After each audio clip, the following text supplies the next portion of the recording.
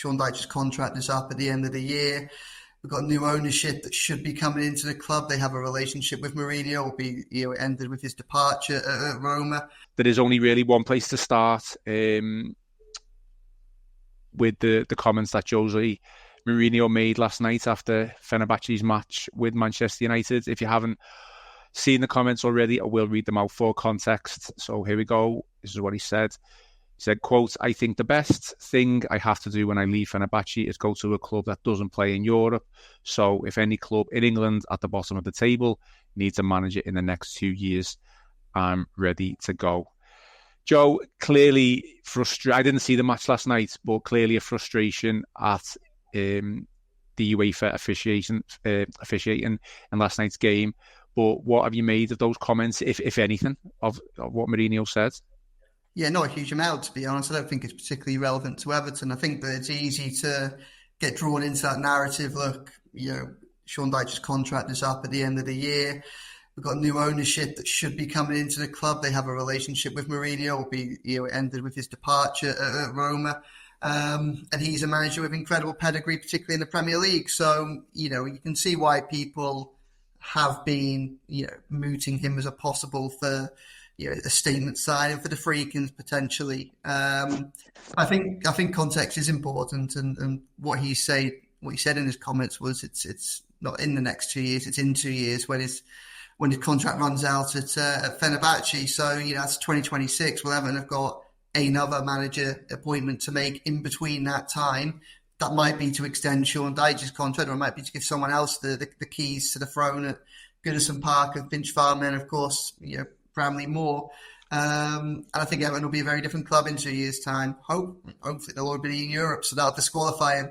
Although obviously it's what he's saying. I mean, it might be that in 2 years' time, someone like Mourinho becomes a little bit more likely, because maybe the foundations have been laid and things have been stabilised, and Everton are no longer a side that is consistently scrapping around the bottom end of the Premier League table, but maybe it's the mid-table side that's looking to break into Europe, or the side that's occupying those bottom Europa Conference League places that wants to get higher in the league and, has more money and more freedom to spend it because of the end of things like PSR problems and the financial concerns. But, I think that I can understand why his comments have drawn a lot of attention this morning, particularly amongst the Everton fan base.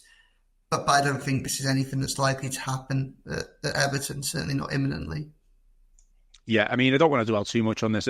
Obviously, it's a chatter, if you want to call that among Evertonians on Twitter this morning. And, he is specifically references clubs in England as well. So I think that's why, a lot of fans have jumped on that. I mean, I think we also as well need to be careful not to disrespect Sean Dyche. He is Everton's current manager right now and on a really good run, and it's something that we don't want it to be destabilised and anything like that. We've got a massive game against Fulham under the lights at Goodison Park tomorrow, and obviously we want to win. I don't think Sean Dyche will care one iota about what Jose Mourinho said, or whether it is in reference to Everton Football Club. I'm sure he's getting on with the job and the matter in hand, but I did think it was fairly interesting, and I do think, although it is a clear frustration at the referees in last night's match, it is a clear hint that he obviously wants to come back to England, and there's no denying that Everton are going to have a brand new stadium, state-of-the-art brand new stadium at Bramley Moore, and